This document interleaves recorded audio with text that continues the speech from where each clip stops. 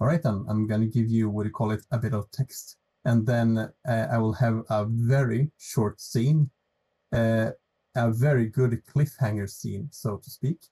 And then we will, what do you call it a night. Great, right. Love cliffhangers. All right, here we go. See, you head onto the stagecoach, and as you venture forth, you leave the hustle and bustle of Norrköping behind, and quickly make your way out into the countryside.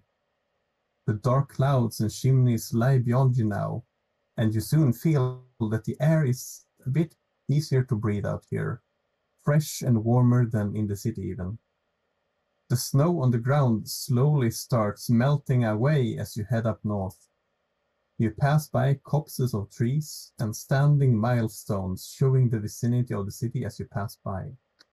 A few hay wains pass by in a small cart on the nearby road, with a local farmer and his wife waving in your direction. As you pass through the broad meadows above Norrköping and the surrounding farmsteads by the sides of the road, you see the dark blue bay of Bråviken stretching out in front of you. Beyond that is the vast forest of Kolmården, whose heights and mountains rise high above, with an ever-increasing tree line in front of you. As you pass by the great dark bay, you see darker clouds gathering up above in the sky, the sun closing behind a dark cloud bank. Soon you pass into the great dark forest, turning right to head down towards the shoreline close to the water. The trees blow gently in the wind like the bellows of a fire by the fireplace, standing there as if they had awaited your arrival. Another half hour later, up ahead from the shoreline, you start spotting little farmsteads and fishing houses here and there. As you finally arrive in Krokiek, you see a picturesque old little village standing in the shadow of not only the great forest, but several large, gnarled, dead oak trees rise from a ridge behind the town. They look to have been standing there since time immemorial, making this place start to feel like something out of time, as the old crooked branches and roots cling to old rocks beneath the grayish bark. You can see a single raven flying by, perching on the furthermost branch, looking down at your little group. Oh, that doesn't mean anything. You stop by what appears to be the Krokiek train station. It's quite cold outside. It's still a little warmer than in the city, actually. But you see people going by, but the clouds are getting a little bit darker up ahead, and most people are heading inside by now. What do you do? Which hour of the day was it now? It is around 3 in the afternoon. Though it's getting a bit dark up above, the sun has, the sun is heavily obscured by dark clouds. It looks to be, it looks as if the rain would sweep in just a few minutes or so. Does anybody see a Tråkraftig Hexen waiting for us? You were supposed to meet Olga Bagge. Like I said. At the train station. So, yeah. I would give you a little, picturesque idea of what the village of Krokiek looks like. Down by the... Yeah. Including the raven. I'm looking around for anybody that looks like they could, like I said, some get to the guest very, house. very witchy. Oh, okay, but we were told. Whatever. Anybody who can get us to the guest house? The coachman makes sure that all of your luggage are put down by the side of the road and it's not dirtied at all before he, gives you a goodbye and says that, well, I hope you can make your way now. And then he gets up on the carriage once more. Where is the guest house? Oh, I think it's down there by 100 meters down that area. He points down to by the shoreline. It's in that direction. Where the guest house is even today. Yeah, I bet. Yeah. Yes. Yeah. He says, all right. If there's nothing else. Why are you so nervous? I'm now I'm holding the sleeve of his hand while he's trying to get onto the coach again. Tell me, and I will let you go. And I can tell if you're lying. Well, I think it's gonna snow soon at least. So you're lying. You're not going home. I my grip. You have seen snow before. There's something else bothering you. Tell me, man. There's nothing other than a slight bit of snow. What should I be nervous about? Why aren't you not drive those, like, take us those extra 100 meters then? Why are we keeping all these fine people, and I'm pointing to everyone else, to carry their luggage? Well, I was told to drop you off here, didn't I? You requested to get to the train station? Our tickets were to the station. 100 meters. Our tickets were to the station. He is right. Stop bullying this poor driver. Sorry, what now, Ron? I couldn't hear you. Well, our tickets, I'm explaining to Carlson that our tickets were actually to the station, and that I'm certain that Carlson's own strong back will do just fine to take this trunk down to the... Of course. But I am very... It's hiding something. I'm sure he is. Anyway, I will risk my case. But next time we see you... Elma, did you... Maybe we can try to get into the waiting room of the station while somebody is contacting the guest house to help us to get our luggage there. It seems obvious Olga didn't come. Oh no, I will do it. There's no problem. No, Carlson, I will go and speak with them at the guest house.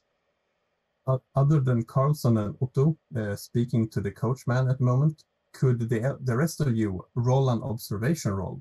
Who?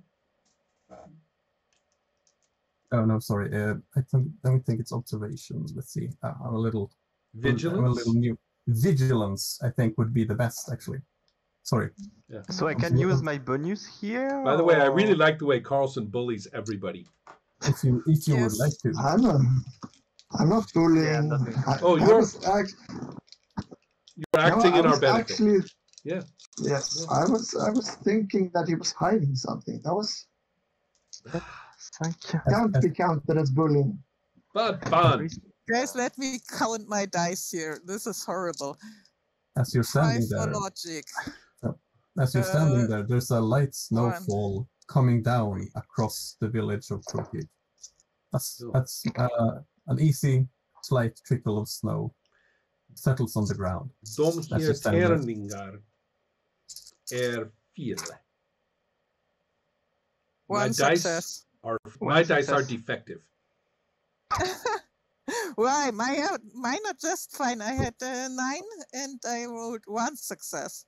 Right. I've done worse. Right. Yeah. 1 success here too. Did you say something about rolling 1? I think rolling... Because I don't remember anything about rolling 1 from the book. Oh. No, neither me. Oh, perhaps I was mistaken then. Let's skip the ones. Okay. Well, I have failed my roll. I'm still learning the system a bit.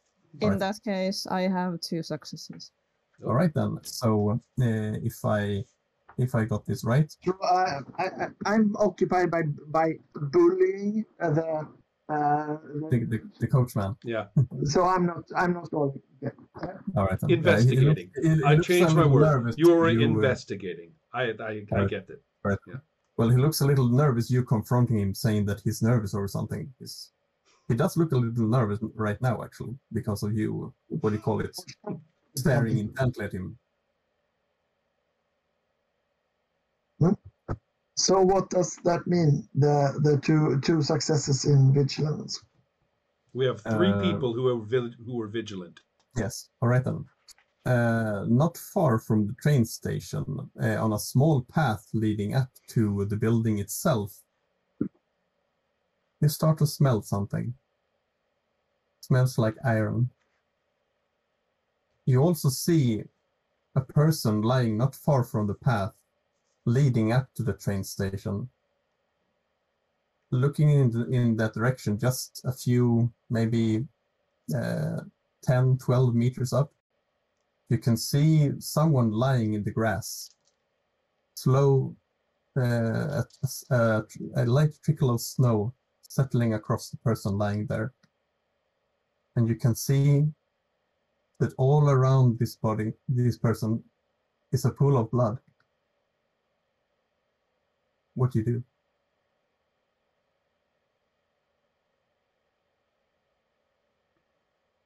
I think I'm going to run close to the priest. Yeah, and I didn't notice anything, so I'm looking at you like, what? The coachman looks a little.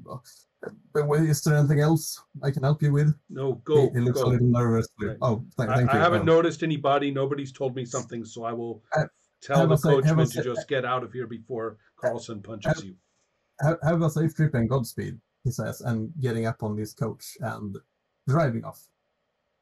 Probably reacting on her dog, marking that there's somebody in the grass. Elsa is like, "Oh my god!" and she's running towards that person in the grass. Language. Both of your dogs are turning in the direction of the person lying in the grass and sniffing and making whimpering noises. So I'm going to tell the dog to sit and the dog. stay in a certain distance, and I'm going to check on that person. I'm not that. The dog sits dutifully. So what do I see when I come closer? Going over to this person, you can see what appears to be the body of a woman dressed in a long skirt. Around her is quite a large pool of blood, actually. All of her clothes are drenched in blood. She has a grayish, what do you call it, hair set up in a small bun. She looks to be around age 60 or above. She's an older lady. And she matches exactly the description that Linnea Elfeklint gave you of Olga Bagge.